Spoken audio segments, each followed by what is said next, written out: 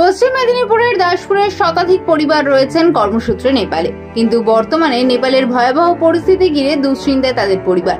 Online video কলে কেউ কেউ জানাচ্ছেন সেখানকার অবস্থার কথা, আবার অনেকের সঙ্গেই যোগাযোগ বন্ধ। চিন্তায় রাতের ঘুম উড়ে যাচ্ছে গ্রাম বাংলার ঘরে ঘরে। দুর্গাপুজোয় বাড়ি ফেরার আশা ছিল, কিন্তু এখন বড় প্রশ্ন, এই অবস্থায় আদেও কি সম্ভব হবে তাদের ফেরা? কি বলছেন বাড়ির লোকজন? নেপালে আমার বাবা আছে। কবে থেকে আছে? বাবা 3-4 বছর ধরে আছে। কি করে? সোনা কাজ করে। একটা পরিস্থিতি, এটা সেখানে ভয়াবহ পরিস্থিতি, একটা সৃষ্টি।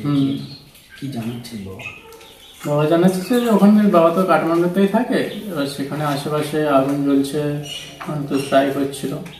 আর সেখানে তো আমাকে কালকে ভিডিও কল করে দেখাচ্ছিল যে তাদের বিল্ডিংয়ের ছাদ থেকে দেখাচ্ছিল দূরে বিল্ডিংয়ের পিছন থেকে আগুন টাগুন জ্বলছে, ধোঁয়াটা উঠছে।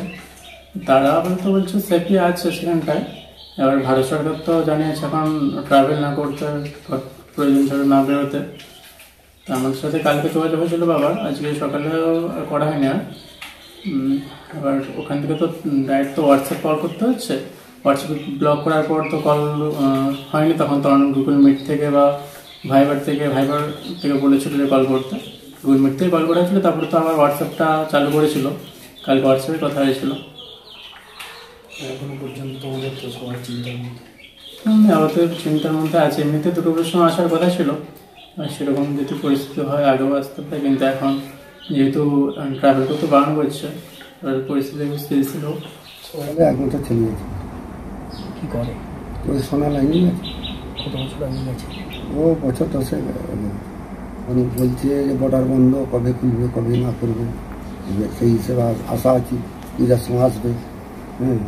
কিন্তু এবারে যেরকম যদি পরিস্থিতি হয়, আসবে কি এমনি থাকবে, আমরা আর কি করবো। তাহলে আপনারা চিন্তায় আছেন? হ্যাঁ, সে তো অবশ্যই থাকবো, চিন্তা থাকবো নি। বাপ মায়ের ব্যাপার।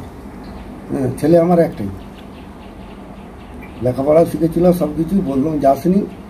বাপের যাই থাকুক চলে যাবে, সোনাই চলে গেছে। নেপালে থাকে। কি নাম? আমার নাম অজিত সামন্ত। কি করে?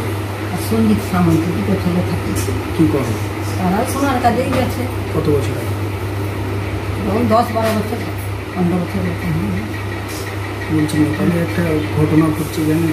ঘটনা তো ঘটছে, আমরা তো ফোনেও দেখছি, তারাও বলছে তারা ভয়ের মধ্যে ঘরেই আছে, বেড়াতে পারেনি। কী হবে না হবে, সকলের একটা ভয়েই থাকবে, ভয় থাকবে নি।